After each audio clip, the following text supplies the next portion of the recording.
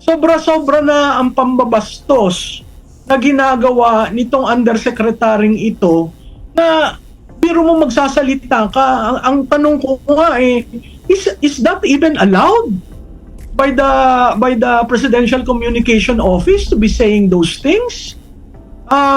Parang hindi ito tinuruan ng communication. Parang hindi ito tinuruan ng pagrespeto sa institusyon. 'Di ba? Ngayon, kung ang bardagulan is the official communication framing of this administration, huwag kayong magulat kung ang taong bayan ay magalit sa inyo. Kasi yung paglalagay sa kanya dyan, at lahat ng sinasabi niya since day one, hindi nga part ng hindi nga part ng news arc eh. Sinisingit niya ang linyang Duterte. So, masyado niyong binababa ang kategory at ang quality ng presidential communication.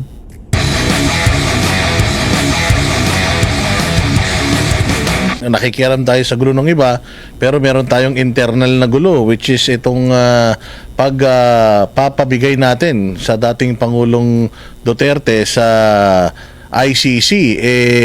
Dito lang mukhang may posibilidad na makalabas itong interim release para kay Pangulong Duterte, pero sinasabi ng tagapagsinungaling ay tagapagsalita pala ng Malacanang na kung tatanggapin natin yon, parang nakipag-cooperate na tayo sa ICC, walang jurisdiction sa atin. Anong comment mo doon, madam? Alam mo, Boss Dada, maling-mali yan tagapagsalitang yan, no? Unang-una, ang sinasabihan mo ay Pilipino. Citizen ng Pilipinas. Natatandaan nyo nung panahon ng COVID na halos ayaw ng papasok at sinabi ni Presidente Duterte, mga Pilipino yan, papasukin natin dahil sila'y mga Pilipino. COVID yan. At pinagsalitaan ng mga experts, sir, mahirap tayong magpapasok kahit isang Pilipino dahil baka carrier yan, maipit tayo. But at the end, anong sinabi ni President Duterte? Pilipino yan, pabayaan yung makapasok sa kanilang bansa. Itong si Undersecretary Castro, para mo sabihin na wala na kaming pakailam sa ICC, para namang sinabi mo na hindi Pilipino si Duterte, at ang mahigit doon, naglingkod yan sa bayan. Sobra-sobra na ang pambabastos na ginagawa nitong undersecretaryng ito na biro mo magsasalita ka. Ang tanong ko nga is that even allowed by the Presidential Communication Office to be saying those things? Parang hindi ito tinuruan ng communication. Parang hindi ito tinuruan ng pagrespeto sa institusyon. 'Di ba? Ngayon, kung ang bardagulan is the official communication framing of this administration, huwag kayong magulat kung ang taong bayan ay magalit sa inyo. Kasi yung paglalagay sa kanya dyan, at lahat ng sinasabi niya since day one, hindi nga part ng hindi nga part ng news arc eh. Sinisingit niya ang linyang Duterte. So, masyado niyong binababa ang kategory at ang quality ng presidential communication. Nakakalungkot dahil para sa isang taong naglingkod sa bayan mo ng 6 years, dapat kahit na anong problema natin sa ating naging Pangulo, lagyan niya naman natin ng respeto. Maling-mali yung sabihin niya na hindi na namin pakialam yan, nasa ICC na, hindi namin siya tatanggapin. Unless kinansel nyo ang passport ni Presidente Duterte. Pilipino si Presidente Duterte, lahat ng OFW nararamdaman ang bawat sinasabi mo, Undersecretary Castro, dahil sila rin naiisip nila anong mangyayari sa amin kung mangyari ang nangyari kay Presidente Duterte. Nakakalungkot.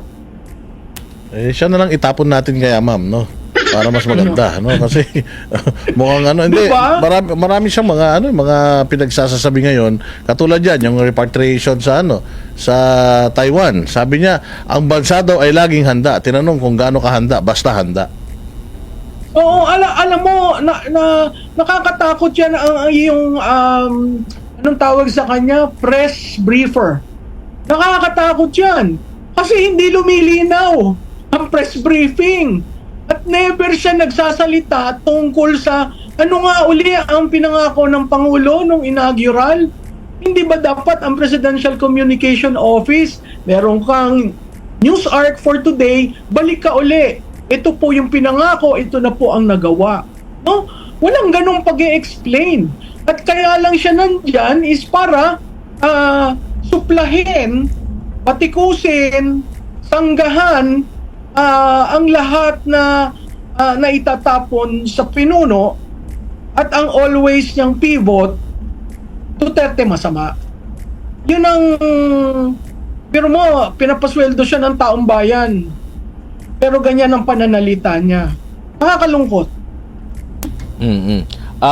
Yung pagpapalibing ni FPRRD kay Marcos Sr. Ma'am, kumbaga maraming mga tumutol doon dahil nga sa ginawang pang-abuso during sa Marcos Sr. Pero talagang naging shock absorber si former President Duterte na mailibing sa libingan ng mga bayani. Now ngayon, yung mga Pilipino ay in support naman dito kay former President Rodrigo Duterte. Lumabas sila, talagang nagalit sila doon sa mga pangyayari noon at nag-celebrate pa nga sila sa birthday, iba't ibang panig sa hindi po ba ito tingnan, parang binabaliwala lang ba nila ang kakayanan ng mga Pilipino ukol po dito, ma'am? Admar, sa isang banda, oo. Kasi hindi I guess shock sila sa nangyari nung March 28. Nagugulat sila na organic, nagugulat sila na on their own, no? Nagpuntahan. At hindi yan nangyari lamang sa Davao o sa Mindanao, pero nangyari sa globally. Hindi sila nagkomentaryo diyan.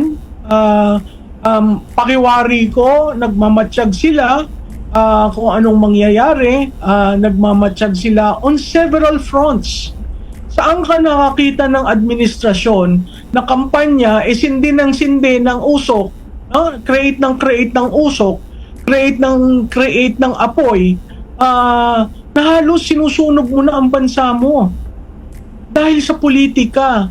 Ngayon lang ako naka-experience sa aking professional career sa politika na yung partisanship at yung political persecution are the means by which to destroy legitimate opposition.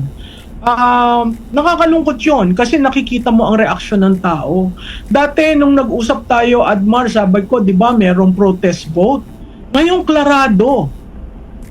Kaso, siguro nagagawa sila ng mga senaryo para yung protest vote makalimutan, lumambot-lambot, pero sila ang nagsusunog ng republika.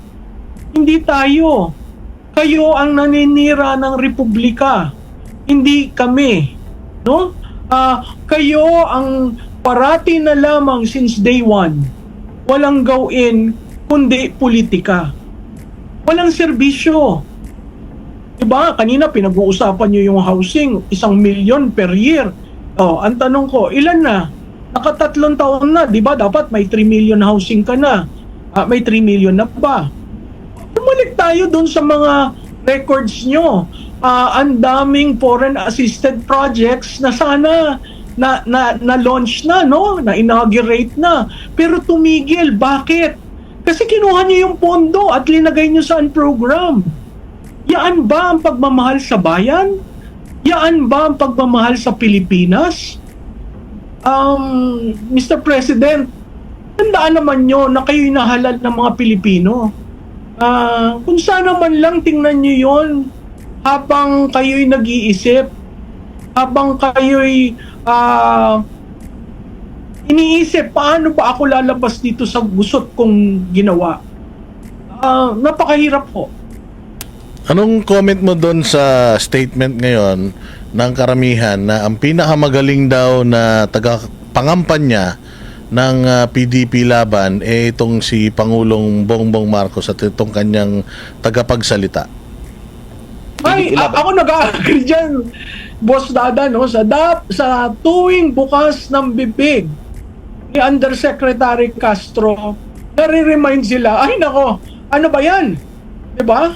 So, kaya nga sabi nila, wag mo nang tigilin, bayaan mo silang sirain ng sirain.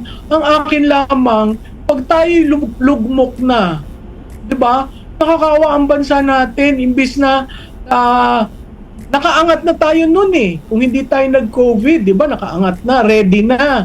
O nag-COVID, o sige, tulong-tulong tayo. Pero nung dumating si Mr. Marcos, talagang lugmok na naman. So, pag-aralan nila kung dapat yung si Undersecretary Castro, dapat manungkulan dyan. Kasi from a very, very elitist and very, very highbrow way of managing presidential communication. We are now down to the mud. Nasa putik tayo sa pagtatapon. And mind you, ang pagtatapon niya, inaalaw na may bandila ng Pilipinas, may bandila ng presidential office. At naandun siya sa podium ng Office of the President. Yung manifestation na yan, pag samasamahin mo, magsalita siya ng ganyang kasama, Malacanang Palace. 'Di ba? Ang taong bayan sasabihin, ano ba ito? So pakinggan ho nyo siya. At kung gusto nyong iboto ang alyansa, makinig kayo ng makinig. Dahil sa tingin ko, after 2 days ng pakikinig sa kanya, marirealize nyo, dapat ang oposisyon ang iboto ko. Meron pang mga sinasabi dito ng mga netizen natin na yung kaninang nireport natin, partner, yung Russian-American na vlogger na ngayon ay nakapiit dyan sa may Camp Bagong Diwa, mabuti daw yan kahit hindi naman Pilipino dumadaan sa due process. Samantalang si Pangulo, diniretso na kagad sa ICC. Alam mo, nakakalungkot yan talaga, Boss Dada, kasi hindi lang illegal detention, hindi lang kidnapping, hindi lang extrajudicial rendition, talagang may violation. Kaya nga ako, tinatawagan ko yung mga abogado, bakit hindi kayo mag-file sa ombudsman? Diba? Illegal detention, kidnapping, extrajudicial rendition, violation of the constitutional, Marami Paano tayo magkakaroon ng accountability? Anong tawag dito? Sweep under the rug? Itong mga ito, hindi magkakaroon ng accountability na tama, whether you are pro or anti, kasi hindi natin sinasagot ang mga lumalabas isa-isa. Katulad kanina, di ba? Doon sa hearing sa Senado, ang dami dong lumabas na masyasyak ka na iisipin mo, talagang pinagplanuhan. Talagang ang Estado, using the levers of power, ang nagpadala kay Presidente Duterte. Yun ang nakakalungkot kasi kung ang may namatay o nahuli on death row, ginagawa ng pamahalaan ng paraan para maiuwi, 'di ba? Ito talagang binigay natin. Yun ang nakakalungkot sa ating nangyari. Opo. Ma'am, yung pag-iwas po ng mga kalihim ng gabinete ni Marcos Jr. po dyan sa naging pagdinig sa Senado, ano po yung basa po nyo rito, ma'am? Kasi sila yung noon available sa mga panayam. At doon sa mga panayam, napaka nila, excited na sumagot at nung binangga na, at yung yung mga pagpapa-interview kaliwat kanan. Kaliwat kanan 'yon. Tapos nung binangga na yung kanilang mga pahayag, nalaman na ganito ganyan na ibagbangga, executive privilege na agad. Alam mo, Admar, tama ka doon eh. Sila ang nagsimulang magmayabang eh. Sila, alam mo yung parang nanalo ka ng tropeyo, gusto mong pagmayabang kung paano mo ginawa. Tapos nung kino-confront ka na ng facts, at saludo ako dun kay Senator Amy Marcos at kay Senator Alan Peter Cayetano kasi talagang sinaga nila, hinimay-himay nila. Ngayon nabubuo na natin ang storya, biglang nagsabi executive privilege. Ano ang executive privilege? Sa inyo nang galing yon. Ayaw ba ninyong malaman ng taong bayan kung ano ang ginawa nyo para ibigay si Presidente Duterte sa ICC? Biro mo, ang daming loose questions doon, loose ends.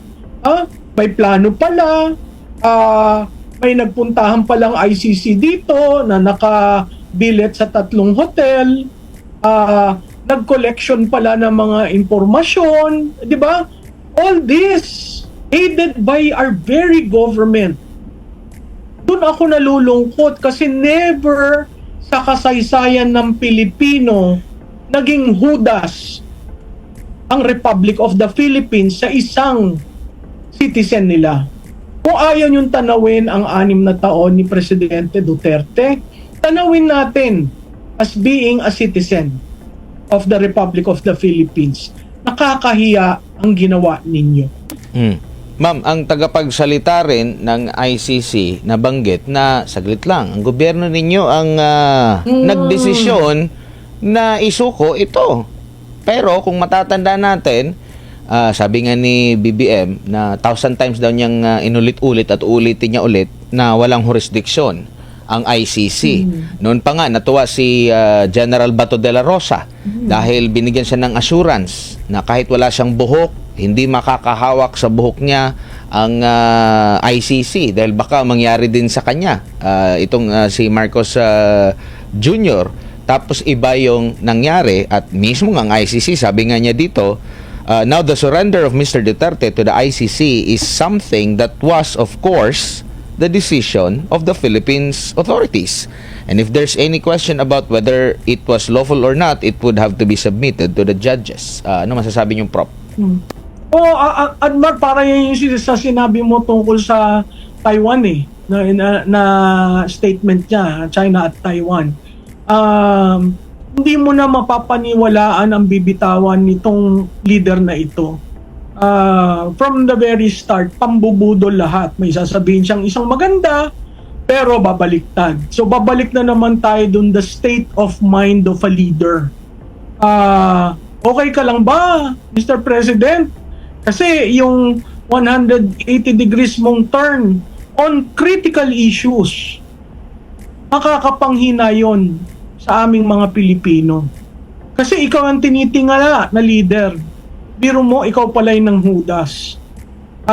Pero sinabi mo na hindi mo papapasukin na ang sovereignty ng Pilipinas ay hindi for sale. So ako, I will always take whatever you say with a grain of salt. Kasi ilang beses nang umiba ang ihip ng hangin. Ano naman masasabi nyo sa yung hindi pagsunod ng kanyang mga gabinete sa kanilang Pangulo? Kasi di ba sinabi ni Presidente Marcos na imbitahan lang kung okay sino gusto niyong imbitahan dyan sa inquiry, sasagutin. Tapos biglang naglabas itong kanyang executive secretary ng statement na hindi na sila atin dahil sobra-sobra na daw yung kanilang oras na itinuon dyan sa hearing sa Senado. Oo, Boss Dada, alam mo, hindi mo na talaga alam who's holding the reins of power in Malacanang. Kasi, ang ating usual norm is, pag sinabi ng Presidente, order yon. Pero ngayon, sinabi ng Presidente, nag-iiba. Si Executive Secretary ay way below the pay grade of the President. So, hindi mo maintindihan ano ba talaga ang nangyayari sa ating kabinete, ano ba talaga nangyayari sa ating bansa.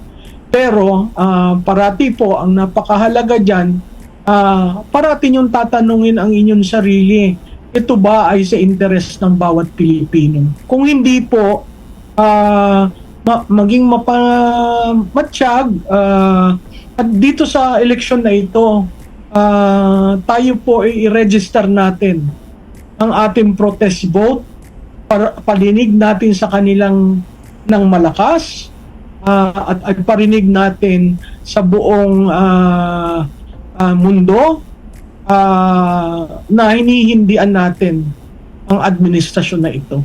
Ma'am, nakita niyo po ba na possible na magiging magkanya-kanya na lang yung pambato ng alyansa, though kasi medyo matagal na rin na nagsama yata sila, no, lalo na after nung pagkakaresto kay former President Rodrigo, or pagsuko nila kay former President Rodrigo Duterte. Nakita nila paglabas ng taong bayan na ngayon parang gusto pa nilang hamunin, lalo na dyan sa Mindanao, kasi sa Mindanao ulit sila magtitipon-tipon. Do you think may nakikita kayong ganitong senaryo na bawasan na sila? Possible pa raw na may sabi-sabi na naririnig natin may mababawas pa dyan. And anong nakikita mo, Prof, bilang political strategy? Alam mo, Admar, mga political veterans yung nasa alyansa. Ramdam nila ang pulso ng tao.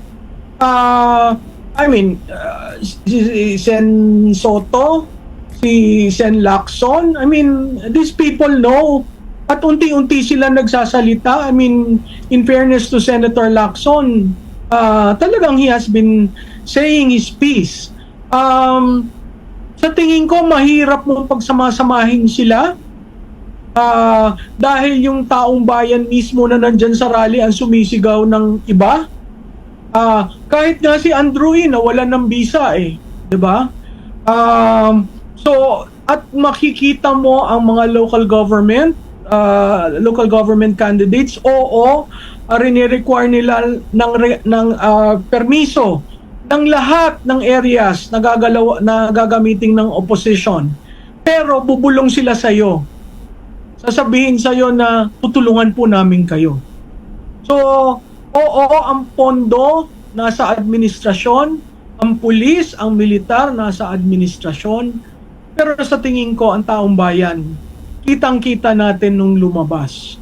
So isusustain lamang natin ito in the remaining 39 days, and hopefully makita ng taong bayan na matagal na kayo sa kapangyarihan, mga veterano kayo, pero bago naman ang ihahalal namin, dahil yan ang tawag ng panahon.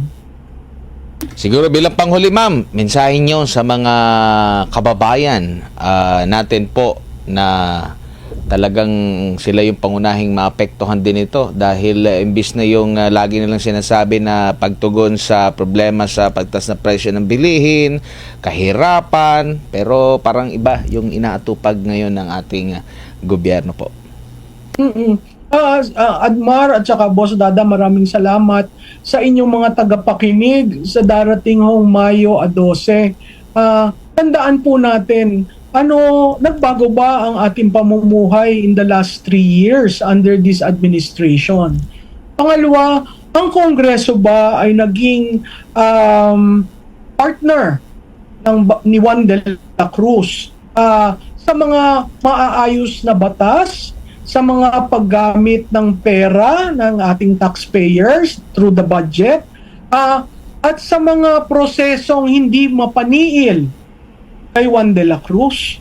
Kung ang sagot po niyo dyan ay hindi nagbago ang aking pamumuhay, humirap pa, hindi itong kongresong ito ang aking tinitingala para ako'y protektohan sa mga batas, bumoto po tayo ng straight Duterte 9.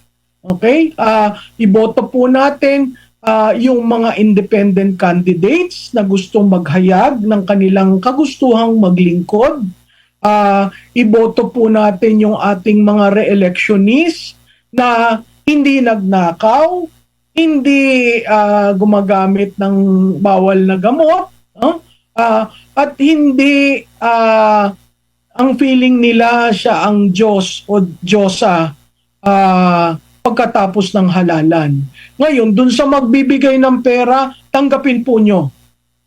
Pera po yan galing sa taxpayers. Kung makakatulong po yan, tanggapin nyo.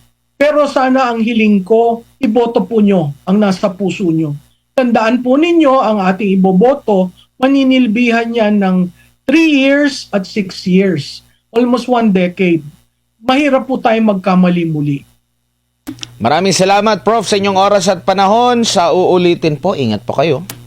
Salamat sa inyong dalawa. Maraming salamat si Professor Malutiquillas, ang political analyst po, mga kapartner